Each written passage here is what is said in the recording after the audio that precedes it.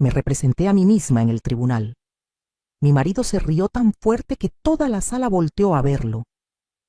Todos pensaban que era una broma. Una mujer pobre, sin educación universitaria, enfrentándose sola a los abogados más caros de la ciudad. Me levanté del asiento con las manos temblando, agarrando un folder lleno de documentos que había preparado durante meses. Mi voz se escuchó quebrada al principio, insegura. Pero después de mi primera frase, algo sucedió. El juez se inclinó hacia adelante. Los abogados dejaron de murmurar. La sala entera se quedó en silencio absoluto, porque lo que estaba a punto de revelar cambiaría todo. Roberto, mi esposo de 32 años, había cometido el error más grande de su vida. Pensó que yo era tan tonta que nunca me daría cuenta. Pensó que podía quedarse con todo, dejarme en la calle como si yo fuera basura, como si 3 décadas de matrimonio no significaran nada. Pero lo que él no sabía, lo que nadie en esa sala sabía, era que yo había descubierto cada una de sus mentiras. Cada propiedad que escondió a mi nombre sin que yo lo supiera. Cada cuenta bancaria secreta. Cada documento falso que firmé sin leer porque confiaba en él. Y ahora, parada frente a ese tribunal, iba a usar todo eso en su contra. Sigue mi historia hasta el final y comenta la ciudad desde donde me estás viendo para saber qué tan lejos ha llegado mi relato. Aquella mañana en el tribunal no fue coincidencia. Fue el resultado de años de humillación, de ser tratada como invisible en mi propia casa. Mi nombre es Beatriz Sánchez y tengo 68 años. 68 años de los cuales desperdicié 32 al lado de un hombre que nunca me valoró. Cuando conocí a Roberto yo tenía 36 años. Era mesera en un restaurante del centro. Trabajaba dobles turnos para mantener a mi madre enferma. Él llegó una tarde con su traje bien planchado, su sonrisa perfecta, y me hizo sentir especial por primera vez en mi vida. Me prometió que si me casaba con él, nunca más tendría que preocuparme por el dinero, que él cuidaría de mí y de mi madre, y yo le creí. ¡Qué tonta fui! Durante los primeros años todo parecía perfecto. Roberto tenía un negocio de refacciones automotrices que iba creciendo poco a poco. Yo dejé mi trabajo, como él me pidió, y me dediqué completamente al hogar. Cocinaba sus comidas favoritas, le planchaba las camisas hasta que quedaran sin una sola arruga. Me aseguraba de que su vida fuera cómoda en todos los sentidos. Cuando mi madre murió 5 años después de nuestra boda, Roberto fue mi único apoyo. O eso creí en ese momento. La verdad es que él aprovechó mi dolor para aislarme aún más. Me convenció de vender la casita que mi madre me había dejado en Puebla, diciendo que el dinero lo invertiríamos juntos en el negocio. Firmé los papeles sin leer, confiando en mi esposo. Ese dinero desapareció y nunca volví a saber de él, pero yo no dije nada. Una buena esposa no cuestiona a su marido, me habían enseñado. Una buena esposa confía y apoya, y yo quería ser la mejor esposa del mundo. Los años pasaron y el negocio de Roberto creció hasta convertirse en 3 sucursales. Luego 5, luego 10. De repente mi esposo era un hombre importante en la ciudad. Tenía empleados, contratos con empresas grandes, relaciones con gente influyente. Yo seguía siendo la misma Beatriz de siempre, la que se quedaba en casa esperándolo con la cena caliente. Nunca me invitaba a las cenas de negocios. Decía que yo no sabía comportarme en esos ambientes, que me quedaría callada sin saber de qué hablar, que era mejor que me quedara en casa. Y yo obedecía, siempre obedecía. Dejé de ver a mis amigas porque a Roberto no le gustaba que saliera sola. Dejé de visitar a mis primos porque decía que eran mala influencia. Poco a poco mi mundo se hizo tan pequeño que solo existía él, nuestra casa, y la televisión que veía durante horas mientras esperaba que regresara. Algunos días ni siquiera regresaba a dormir. Decía que tenía juntas que se alargaban, viajes de negocios de último momento. Yo le creía todo, o quería creerle, porque aceptar la verdad significaba aceptar que había desperdiciado mi vida entera. Todo empezó a cambiar hace 2 años. Roberto llegó una noche más tarde que de costumbre. Olía a perfume que no era el mío. Tenía una mancha de labial en el cuello de la camisa. Cuando le pregunté, me gritó por primera vez. Me dijo que estaba loca, que era una vieja paranoica y ridícula, que debería estar agradecida de que todavía me soportara. Sus palabras me dolieron más que cualquier golpe. Pero lo que vino después fue peor. Roberto empezó a llegar cada vez más tarde. Ya ni siquiera se molestaba en inventar excusas. Los fines de semana desaparecía por completo, y cuando yo le reclamaba, se reía en mi cara. Me decía que qué iba a hacer yo, que a dónde iba a ir, que sin él yo no era nada, no tenía nada, que era una mujer vieja sin educación, sin dinero, sin futuro. Una noche revisé su celular mientras dormía. Lo sé, no debía hacerlo. Pero algo dentro de mí necesitaba confirmar lo que ya sabía. Encontré mensajes con una mujer llamada Daniela. No era solo una aventura. Llevaban 3 años juntos. 3 años en los que él le había comprado un departamento, un carro, le pagaba viajes al extranjero. Mientras yo usaba la misma ropa desde hace años porque Roberto decía que no había dinero para gastar en tonterías. El dinero que yo había aportado vendiendo la casa de mi madre, el dinero que era parte mía del negocio que construimos juntos, todo se lo estaba gastando en esa mujer que tenía la mitad de mi edad. Sentí que el piso se abría bajo mis pies. Lloré toda esa noche en silencio, tapándome la boca con una almohada para que no me escuchara. Al día siguiente actuaba como si nada. Roberto ni siquiera se dio cuenta de que había estado llorando. Ni siquiera me miró a los ojos durante el desayuno.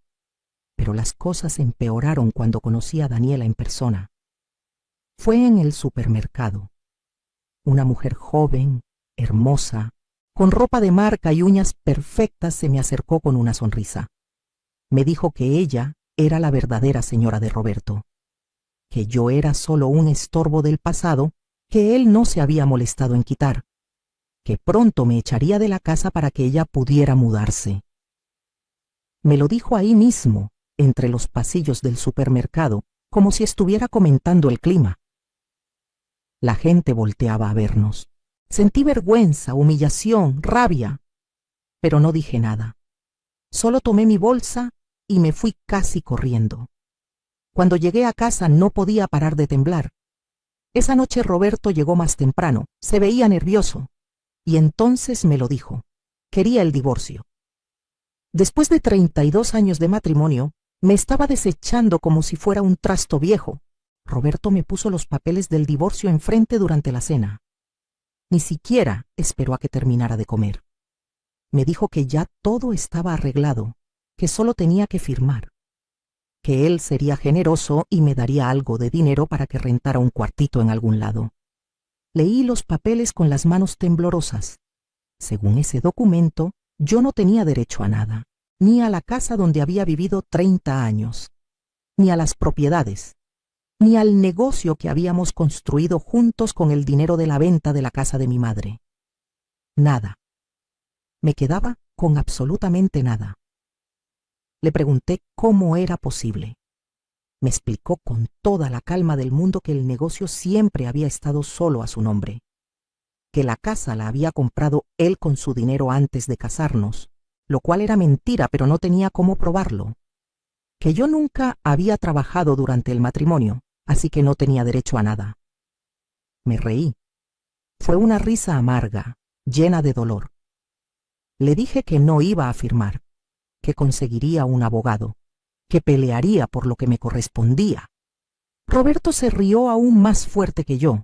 Me dijo que mirara mi situación, que yo era una mujer de casi 70 años sin dinero, sin educación, sin nadie que me apoyara, que los abogados cobraban miles y miles de pesos que yo no tenía, que él tenía los mejores abogados de la ciudad, que podía alargar el proceso legal por años hasta que yo me cansara, que lo mejor que podía hacer era firmar, tomar lo poco que me ofrecía e irme con algo de dignidad.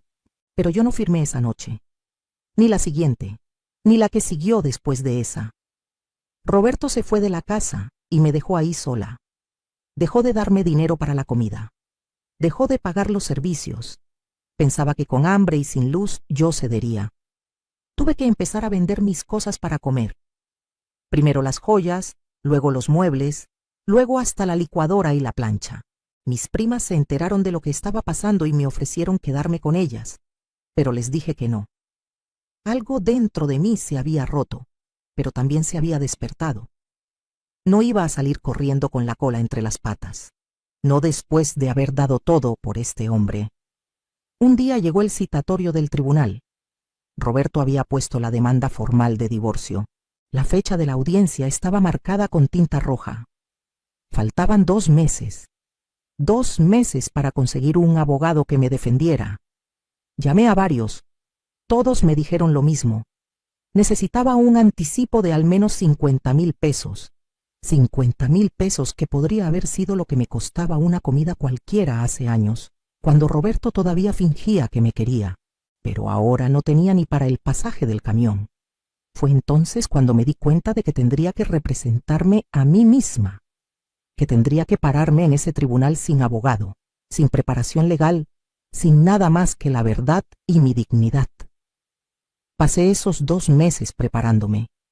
Iba todos los días a la biblioteca pública y leía sobre leyes de divorcio, sobre sociedad conyugal, sobre derechos de las esposas. Tomaba notas en un cuaderno viejo hasta que me dolían los dedos. Las bibliotecarias me ayudaban a imprimir documentos y a buscar información en Internet. Llegué a conocer las leyes mejor que muchos abogados. Pero había algo más que estaban haciendo en secreto, algo que cambiaría todo. Una tarde, buscando entre los papeles viejos que Roberto había dejado abandonados en el estudio, encontré algo interesante. Documentos de propiedades que yo ni siquiera sabía que existían. Escrituras de terrenos, contratos de compra de locales comerciales, inversiones en negocios. Y mi nombre estaba en varios de ellos. Roberto había puesto propiedades a mi nombre para evadir impuestos, para esconder activos, para hacer negocios turbios. Él pensaba que yo era tan tonta que nunca revisaría esos papeles, que ni siquiera sabría qué significaban.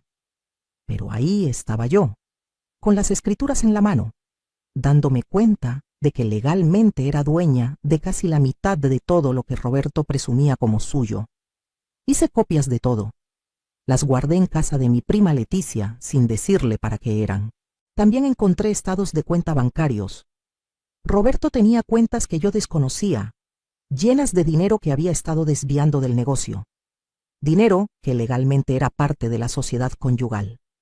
Dinero que me pertenecía por igual. Pero no le dije nada. Seguía actuando como la esposa derrotada y patética que él creía que era. Cuando nos cruzábamos en la calle, yo bajaba la mirada. Cuando me llamaba para presionarme a firmar, yo lloraba y decía que lo estaba pensando. Él creía que estaba a punto de quebrarme. No sabía que cada lágrima mía era de rabia contenida, no de tristeza. Que cada noche yo estudiaba cómo destruirlo legalmente. La semana antes de la audiencia, Roberto vino a la casa. Traía los papeles del divorcio de nuevo. Me había subido la oferta a 100,000 pesos. 100,000 pesos por 32 años de mi vida.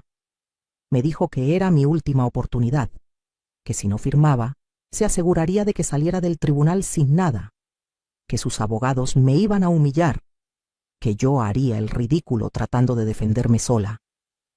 Tomé los papeles y los miré por un largo rato. Roberto sonreía, seguro de que finalmente había ganado. Entonces rompí los papeles en su cara, pedazo por pedazo, lentamente mirándolo a los ojos. Le dije que nos veríamos en el tribunal. Su cara de sorpresa casi valió la pena todo lo que había sufrido. Casi. Llegó el día de la audiencia. Me vestí con lo mejor que tenía. Un vestido azul marino que había sido elegante hace 10 años y que ahora estaba un poco gastado pero limpio y digno. Me peiné con cuidado. Me maquillé ligeramente. Quería verme bien. Quería que Roberto viera que no me había destruido. Cuando entré a la sala del tribunal, Roberto ya estaba ahí. No estaba solo. Tenía 2 abogados con trajes caros, maletines de piel, relojes que costaban más que un auto, y ahí estaba ella. Daniela, sentada detrás de Roberto como si ya fuera su esposa. Me miraron los tres y se rieron. Escuché cuando uno de los abogados le susurró a Roberto que esto iba a ser más fácil de lo que pensaban, que una vieja sin abogado no tenía ninguna oportunidad. Roberto me miró con desprecio, con ese mismo desprecio con el que me había mirado los últimos años. Daniela me sonrió con suficiencia, acomodándose el cabello perfecto. Me senté en mi lugar, sola, con mi folder de documentos que había preparado durante meses, con las manos temblándome pero la mente clara. El juez entró y todos nos pusimos de pie. Era un hombre de unos 50 años, de aspecto serio. Miró hacia mi lado, vio que estaba sola y preguntó dónde estaba mi representación legal. Le dije con voz firme que me representaría a mí misma. Roberto soltó esa risa horrible que resonó en toda la sala. Se volteó hacia sus abogados y les dijo en voz alta para que yo escuchara: «Está tan pobre que ni siquiera puede pagar un abogado». Los abogados sonrieron. Daniela se tapó la boca para disimular una risita. Algunas personas en la sala murmuraban. Todos estaban de acuerdo. Esto iba a ser una masacre legal. Una pobre mujer vieja contra los mejores abogados de la ciudad. Sentí el calor subirme a las mejillas, la humillación, pero también sentí algo más. Rabia, una rabia fría y calculadora que había estado creciendo durante 2 años. El juez pidió orden y dio inicio a la audiencia. Los abogados de Roberto presentaron su caso primero. Hablaron con palabras elegantes sobre cómo el matrimonio había terminado por diferencias irreconciliables, sobre cómo mi esposo, en su generosidad, estaba dispuesto a ofrecerme una compensación económica a pesar de que yo no había contribuido en nada al patrimonio familiar, que yo había sido mantenida durante más de 3 décadas, que ahora, por simple compasión, Roberto me daría dinero para empezar una nueva vida. Presentaron documentos que mostraban que todo estaba a nombre de Roberto. El negocio, la casa, los autos, todo. Según ellos, yo no tenía derecho legal a nada. Terminaron su presentación luciendo muy satisfechos. El juez me miró y me preguntó si quería decir algo. Me puse de pie. Las piernas me temblaban. Sentía todas las miradas sobre mí. Roberto sonreía como si esto fuera un espectáculo. Abrí la boca para hablar y mi voz salió quebrada al principio. Carraspeé. Respiré profundo. Y entonces dije mi primera frase. Su señoría, todo lo que acaban de decir los abogados de mi esposo es mentira. Y puedo probarlo. La sala se quedó en silencio. El juez se inclinó hacia adelante. Los abogados de Roberto dejaron de murmurar entre ellos. Roberto dejó de sonreír. Abrí mi folder y saqué el primer documento. Con voz cada vez más firme, expliqué que cuando nos casamos hace 32 años, no firmamos separación de bienes, que según la ley, todo lo adquirido durante el matrimonio era sociedad conyugal, que eso significaba que legalmente yo era dueña de la mitad de todo. Los abogados se apresuraron a objetar. Dijeron que aunque eso fuera técnicamente cierto, yo no podía probar que había contribuido a generar ese patrimonio, que había sido ama de casa todo ese tiempo. Sonreí. Y entonces saqué el segundo documento, la escritura de venta de la casa de mi madre. Expliqué que al inicio del matrimonio yo vendí la propiedad que había heredado, que ese dinero, 120,000 pesos en aquel entonces, fue la inversión inicial para el negocio de refacciones, que sin ese dinero, Roberto nunca habría podido empezar. Mostré el contrato de compra del primer local, fechado apenas un mes después de la venta de la casa de mi madre. Mostré los depósitos bancarios. La cara de Roberto empezó a ponerse roja. Uno de sus abogados pidió un receso, pero el juez lo negó. Continué. Saqué más documentos. Escrituras de propiedades que estaban a mi nombre. Propiedades que Roberto había comprado usando mi identidad para evadir impuestos y esconder activos. 3 locales comerciales en el centro.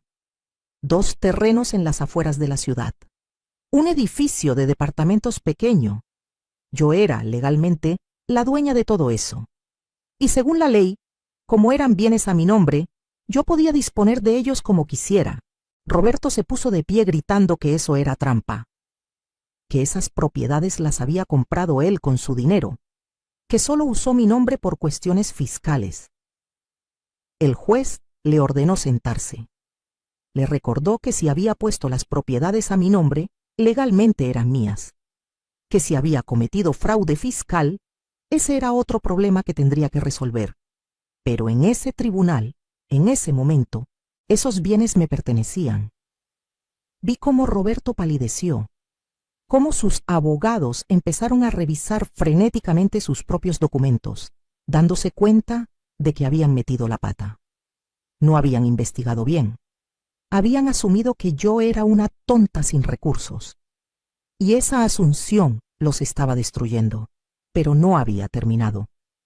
Saqué los estados de cuenta bancarios que había encontrado, cuentas secretas en las que Roberto había estado depositando dinero del negocio sin reportarlo.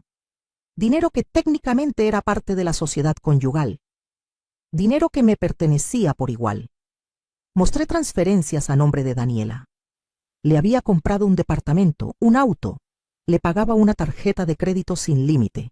Todo con dinero de la sociedad conyugal. Dinero que era mitad mío. El juez miraba los documentos con atención creciente. Roberto intentó decir algo, pero su voz no le salió. Daniela se había puesto pálida, probablemente dándose cuenta de que el departamento donde vivía podría no ser legalmente de Roberto. Entonces vino mi golpe final. Saqué fotos. Fotos de Roberto con Daniela en restaurantes caros, en hoteles, en viajes, fechas y lugares específicos. Y saqué los recibos.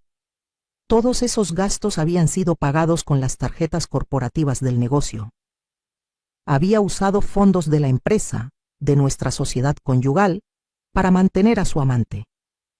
Expliqué al juez que según la ley, eso constituía no solo adulterio, sino malversación de fondos conyugales, que Roberto había estado robándome durante años para mantener su aventura. La sala estaba en completo silencio. Solo se escuchaba mi voz, clara y firme, explicando punto por punto cómo mi esposo había intentado defraudarme. Los abogados de Roberto estaban en shock. Pedían recesos, objetaban sin fundamento, se contradecían entre ellos. Roberto tenía la cara completamente roja, las venas del cuello marcadas. Se puso de pie gritando que yo había robado esos documentos, que había entrado ilegalmente a su oficina. Le pregunté con calma si él estaba admitiendo que esos documentos eran reales y que el contenido era verdadero. Se quedó callado. Su propio abogado le puso la mano en el hombro para que se sentara y dejara de hablar. El juez pidió orden. Luego me preguntó si tenía algo más que presentar. Sonreí. Todavía tenía una carta bajo la manga. Saqué un sobre grande. Dentro había documentos que había conseguido con ayuda de un contador que le debía un favor a mi prima Leticia. Documentos que mostraban que Roberto había estado evadiendo impuestos por años, que había creado empresas fantasma, que había reportado ingresos falsos. Expliqué que aunque eso no era directamente relevante para el divorcio, pensaba que las autoridades fiscales estarían muy interesadas en revisar esos documentos. Miré a Roberto a los ojos mientras decía esto. Vi el miedo, el pánico. Si yo entregaba esos documentos a las autoridades, no solo perdería el dinero en el divorcio, iría a la cárcel. El juez tomó los documentos y los revisó. Su expresión se volvió cada vez más seria. Miró a Roberto con desaprobación evidente. Entonces se dirigió a mí y me preguntó qué era lo que yo buscaba con todo esto. ¿Qué quería como arreglo? Me puse de pie de nuevo, esta vez sin temblar, con la voz firme y la cabeza en alto. Dije que quería lo que me correspondía por derecho. Quería el 50% de todos los bienes de la sociedad conyugal. Quería la casa, porque había sido mi hogar por 30 años. Quería una pensión mensual equivalente al 50% de los ingresos del negocio. Y quería que Roberto pagara todos los gastos legales del proceso.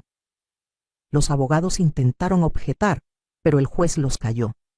Les dijo que, dada la evidencia presentada, mi petición era más que razonable. Que de hecho, yo podría pedir mucho más si considerábamos el fraude y la malversación de fondos. Que él recomendaba fuertemente que llegaran a un acuerdo porque si esto iba a juicio completo, Roberto podría perder absolutamente todo y además enfrentar cargos criminales. Roberto estaba destrozado. Su mundo perfecto, construido sobre mentiras y la subestimación de su esposa tonta, se estaba desmoronando frente a sus ojos. Daniela se había ido discretamente de la sala en algún momento, probablemente dándose cuenta de que el hombre rico del que dependía estaba a punto de perderlo todo. El juez ordenó un receso de 2 horas para que las partes discutieran un posible acuerdo. Roberto y sus abogados se fueron a una sala privada. Yo me quedé sentada en mi lugar, sola. Pero no me sentía sola, me sentía poderosa. Después de 1 hora y media, los abogados de Roberto regresaron. Se veían derrotados. Me hicieron una oferta. 75% de lo que yo había pedido. Les dije que no, que quería el 100% de lo que había solicitado, o nos veíamos en el juicio completo, donde yo me aseguraría de que los documentos de evasión fiscal llegaran a las autoridades correspondientes. Regresaron a hablar con Roberto. Media hora después volvieron. Aceptaban todos mis términos. El acuerdo se firmó esa misma tarde. Roberto tuvo que venderme su parte de varias propiedades a precio preferencial.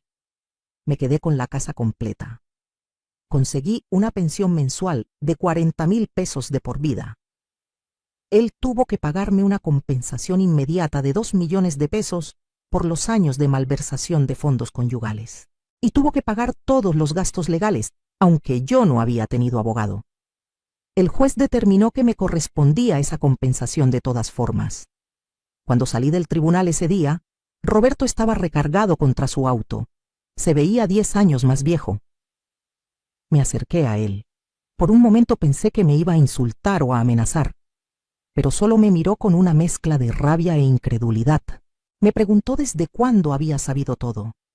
Le dije que desde hace casi 2 años, que lo había sabido desde la primera vez que llegó oliendo a perfume de Daniela, que había pasado todo ese tiempo preparándome, estudiando, recolectando evidencia. Me preguntó por qué no había dicho nada antes. Le sonreí y le dije que porque necesitaba que él se confiara, que cometiera más errores, que se sintiera tan seguro de que yo era una tonta que bajara la guardia completamente. Y había funcionado.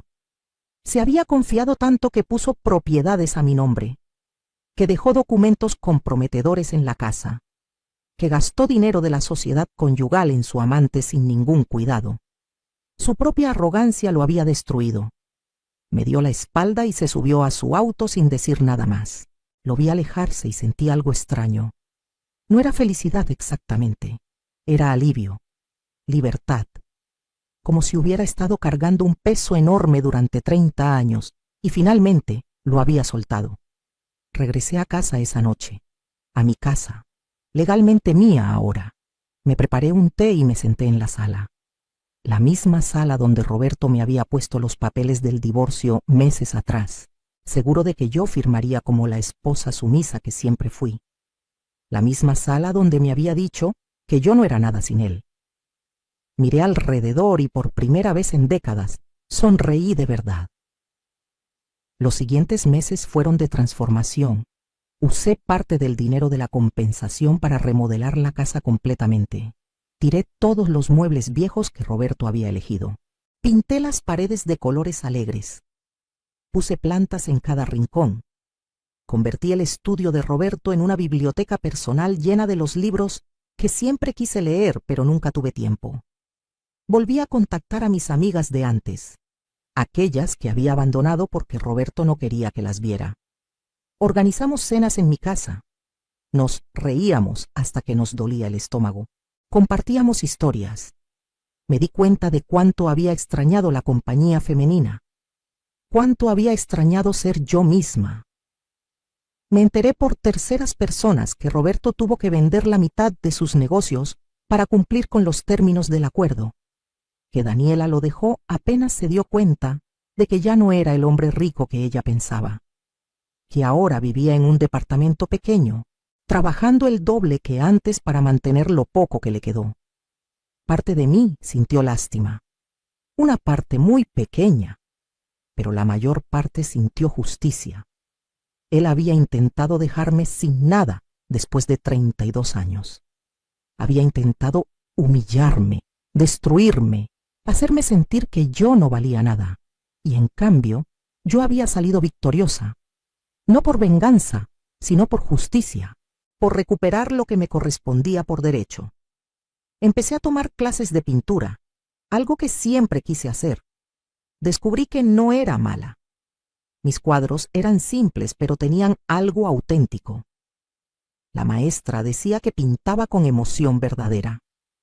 Empecé a venderlos en un mercado de artesanías los domingos, no porque necesitara el dinero, sino porque me hacía feliz, porque cada peso que ganaba con mi propio esfuerzo, con mi propio talento, valía más que todos los años que Roberto me mantuvo. Viajé por primera vez en mi vida. Me fui a Oaxaca con 2 de mis amigas. Conocimos las playas, comimos comida deliciosa, bailamos en la calle durante las fiestas. Me sentí joven de nuevo, me sentí viva. Conocí a un señor en ese viaje, se llamaba Ernesto.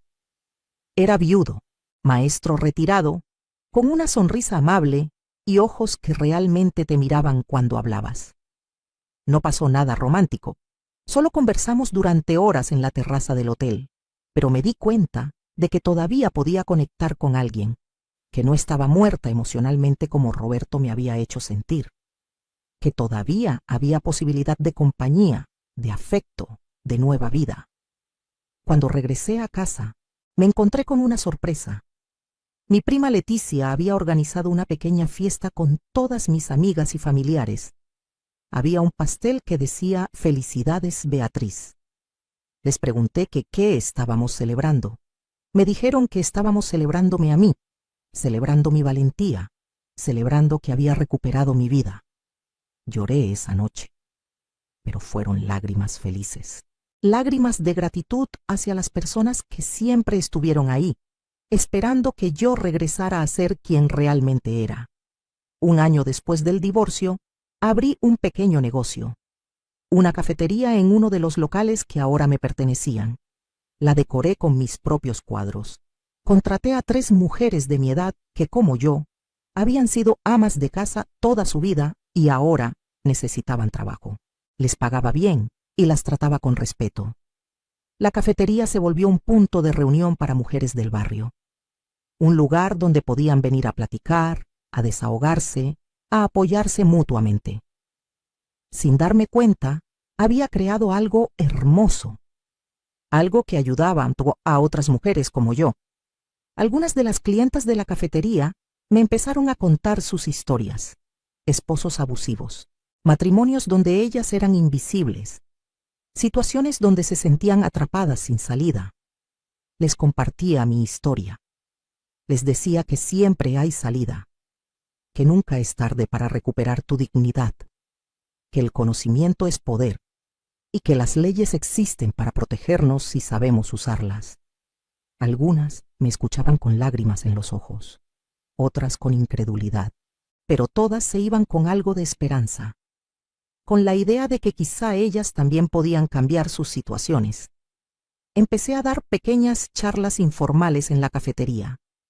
Invitaba a abogadas amigas de mis primas para que explicaran derechos básicos a las mujeres, derechos que muchas desconocían por completo: el derecho a la sociedad conyugal, el derecho a pensión alimenticia, el derecho a las propiedades adquiridas durante el matrimonio, información básica que puede cambiar vidas. Vi a varias mujeres tomar acción en sus propias vidas después de esas charlas. Una se divorció de un marido que la golpeaba. Otra demandó por pensión alimenticia para sus hijos. Una más descubrió, como yo, que había propiedades a su nombre que podía usar a su favor. Cada una de esas pequeñas victorias me llenaba el corazón. Me hacía sentir que todo lo que había pasado tenía un propósito mayor. 2 años después del divorcio, Roberto apareció en la cafetería. Entró con la cabeza baja, casi avergonzado. Pidió hablar conmigo en privado. Dudé, pero acepté. Nos sentamos en una mesa del fondo. Se veía cansado, envejecido. Me dijo que venía a disculparse, que se había dado cuenta de todo lo que había perdido. No solo el dinero o las propiedades, sino a la persona que realmente lo había apoyado todos esos años. Que Daniela se había ido apenas él perdió su dinero, probando que nunca lo había querido realmente, que ahora estaba solo y se arrepentía de todo. Esperaba que yo le dijera que lo perdonaba, que quizá podíamos intentarlo de nuevo, que había aprendido su lección. Pero yo no dije nada de eso. Le dije que apreciaba la disculpa, pero que era demasiado tarde, que yo había construido una nueva vida sin él, una vida mejor, una vida donde yo importaba, donde mis decisiones contaban, donde yo era dueña de mi propio destino.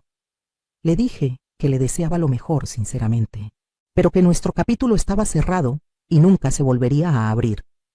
Se fue de la cafetería con los hombros caídos. No sentí triunfo al verlo así. Tampoco sentí lástima. Solo sentí indiferencia, y eso fue liberador. Significaba que finalmente lo había superado por completo, que ya no tenía ningún poder emocional sobre mí. Ahora tengo 70 años. Han pasado casi 2 años desde aquel día en el tribunal. 2 años en los que he vivido más plenamente que en los 32 años de matrimonio. Mi cafetería va muy bien. He expandido a un segundo local. Sigo pintando y vendiendo mis cuadros. Sigo dando charlas a mujeres sobre sus derechos. He viajado a 6 estados diferentes. He hecho nuevas amigas. He redescubierto pasiones que había enterrado. Ernesto, el señor que conocí en Oaxaca, y yo mantenemos contacto. Hablamos por teléfono cada semana. Él vino a visitarme el mes pasado. Fuimos al cine, a cenar, a caminar por el parque. No sé si se convertirá en algo más. No me importa realmente. Solo disfruto su compañía sin expectativas, sin ataduras, sin depender de nadie para mi felicidad. La casa que tanto peleé en el tribunal sigue siendo mi refugio. Pero ya no es la casa fría y silenciosa donde esperaba sola a que Roberto regresara. Ahora está llena de vida, de risas, de amigas que vienen a visitarme, de nietos de mis primas que corren por el jardín, de plantas que cuido con amor, de cuadros que pinto en el estudio que antes era de Roberto. Cada rincón tiene una nueva memoria feliz. Algunas personas me preguntan si me arrepiento de haber pasado 32 años con Roberto, si siento que desperdicié mi vida. Y la verdad es que no lo sé. Esos años fueron difíciles, especialmente los últimos. Me hicieron sentir invisible, sin valor, pero también me enseñaron a ser fuerte, a confiar en mí misma, a no permitir nunca más que alguien me hiciera sentir menos de lo que valgo. Si no hubiera pasado por todo eso, no sería la mujer que soy hoy. No tendría la empatía que tengo hacia otras mujeres en situaciones similares. No sabría apreciar mi libertad e independencia como las aprecio ahora. Así que aunque fueron años difíciles, no los llamo años perdidos, los llamo años de aprendizaje. Mi consejo para cualquier mujer que esté pasando por algo similar es simple: no te rindas.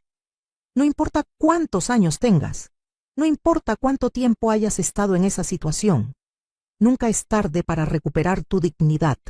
Edúcate, aprende tus derechos, recolecta evidencia. Sé paciente y estratégica. No actúes por impulso o por emoción. Planea, prepárate. Y cuando llegue el momento, pelea por lo que te corresponde. No por venganza, sino por justicia. No permitas que nadie te haga sentir que eres menos porque no tienes educación formal o porque no trabajaste fuera de casa. El trabajo de ama de casa es trabajo. El apoyo emocional que das es valioso. Los años que dedicaste a construir un hogar cuentan. Y legalmente tienes derechos. Úsalos. Rodéate de personas que te apoyen. Aléjate de quienes te hacen sentir pequeña. Busca ayuda cuando la necesites. No hay vergüenza en pedir apoyo. Yo tuve la suerte de tener primas y amigas que me ayudaron cuando más lo necesitaba. Y sobre todo, recuerda que tú vales, que mereces respeto, que mereces dignidad, que mereces ser feliz. No importa lo que alguien más te haya hecho creer. Hace unos meses recibí una carta. Era de una mujer que había asistido a una de mis charlas en la cafetería. Me contaba que después de escuchar mi historia, había encontrado el valor para dejar a su esposo abusivo, que había conseguido un abogado pro bono, que había ganado la custodia de sus hijos y una buena pensión, que ahora estaba estudiando para terminar la preparatoria que había abandonado cuando se casó, que por primera vez en 20 años se sentía libre. Lloré leyendo esa carta. Me di cuenta de que mi historia, mi dolor, mi lucha, habían servido para algo más grande que yo misma. Habían inspirado a otra mujer a recuperar su vida. Y eso me llenó de un propósito que nunca había sentido antes. Ahora comparto mi historia cada vez que puedo. No por presumir o por buscar venganza contra Roberto, sino porque sé que hay miles de mujeres ahí afuera que se sienten atrapadas, que piensan que no tienen salida, que creen que son demasiado viejas, muy pobres, poco educadas para cambiar sus situaciones. Y quiero que sepan que sí se puede, que yo lo hice y que si yo pude, ellas también pueden. La vida que tengo ahora no es perfecta. Todavía hay días difíciles, días en los que me siento sola, días en los que el peso de los años me alcanza. Pero incluso en esos días difíciles, soy libre. Y esa libertad vale más que cualquier comodidad que tuve durante mi matrimonio. Prefiero estar sola y en paz que acompañada y miserable. Prefiero tener menos dinero pero más dignidad. Prefiero vivir en una casa modesta que sea mía que en una mansión donde soy invisible. Mis amigas me dicen que soy una inspiración. Yo no me siento así. Me siento como una mujer normal que simplemente se cansó de ser tratada mal, que encontró el valor para defenderse, que aprendió que nunca es tarde para empezar de nuevo. Si mi historia sirve para inspirar aunque sea a una mujer más a recuperar su vida, entonces todo valió la pena. El sufrimiento, la humillación, la lucha, todo. Porque al final no se trata solo de mí, se trata de todas nosotras, de todas las mujeres que han sido hechas sentir menos, que han sido subestimadas, que han sido tratadas como si no importaran, y que un día deciden que ya es suficiente. Ese día en el tribunal, cuando me levanté sola frente a esos abogados caros y ese marido arrogante, no estaba realmente sola. Llevaba conmigo el espíritu de mi madre que me enseñó a ser fuerte, de mis amigas que creyeron en mí, de todas las mujeres que alguna vez fueron menospreciadas y decidieron pelear. Y gané. No solo gané dinero o propiedades, gané algo mucho más valioso. Gané mi respeto propio, gané mi libertad, gané mi vida de vuelta. Y eso no tiene precio. Así que a todas las mujeres que están leyendo esto, especialmente a aquellas que se sienten atrapadas en matrimonios donde no son valoradas, les digo, hay esperanza, hay salida. No será fácil. Habrá momentos en los que querrás rendirte, momentos en los que el miedo te paralice, pero sigue adelante. Da un paso a la vez. Edúcate, prepárate, y cuando estés lista, pelea. Pelea por tu dignidad. Pelea por tu futuro. Pelea por la vida que mereces. Yo lo hice a los 68 años. Si yo pude, tú también puedes. No importa tu edad. No importa cuánto tiempo hayas estado en esa situación. Nunca es tarde para recuperar tu poder. Nunca es tarde para ser libre. Hoy, mientras escribo esto sentada en mi cafetería, rodeada del aroma del café recién hecho y del sonido de mujeres, conversando y riendo, me siento agradecida. Agradecida por el valor que encontré. Agradecida por las personas que me apoyaron. Agradecida incluso por el dolor porque me enseñó quién realmente soy. Soy Beatriz Sánchez. Tengo 70 años. Soy dueña de mi propia casa. de mi propio negocio, de mi propia vida. Y nadie, nunca más, me hará sentir que valgo menos. Aquella mañana en el tribunal, cuando todos pensaban que sería humillada, cuando mi propio esposo se reía de mí, cuando los abogados caros creían que sería una victoria fácil, yo me levanté. Hablé. Y cambié mi vida para siempre.